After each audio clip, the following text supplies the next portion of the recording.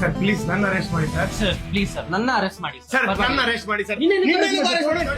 ಅದ್ ಏನ್ ಕಳ್ರು ನೀವು? ಯಾವಾಗ್ಲೂ ನಾವ್ ನಿಮ್ನ ಹುಡ್ಕೊಂಡ್ ಬಂದ್ರೆ ಈ ಸಲ ನೀವೇ ನಾನು ಹುಡ್ಕೊಂಡ್ ಬಂದ್ ತಲೆ ತಿಂತಾ ಇದೀರಾ. ಅದ್ ಏನ್ ಕರೆಸ್ಟ್ ಮಾಡ್ಬೇಕು ಹೇಳ್ತಾ ಇರೋ. ಕಳ್ತನ ಮಾಡ್ಬೇಕಂತಾನೆ ಬಂದ್ವಿ ಸರ್, ಆದ್ರೆ ಸಿಕ್ಕಿದ್ರು ಸರ್. ಮಗ ಬ್ಯಾಗ್ ಜಿಪ್ ಓಪನ್ ಆಗಿರುತ್ತೆ, ನಿನ್ ಏನೇನ್ ಸಿಗುತ್ತೋ ಇದನ್ನ ಹಾಕ್ಬಿಡು. ಬ್ಯಾಗಲ್ ಬರೀ ನಾಯಿ ಬಿಸ್ಕೆಟ್ ಇಟ್ಕೊಂಡಿದ್ಯಲ್ಲೋ. ಅದು ದಾರಿಲಿ ಬರ್ತಾ ಇದ್ದ ನಾಯಿ ಸಿಕ್ಕಿದ್ರೆ ಬಿಸ್ಕೆಟ್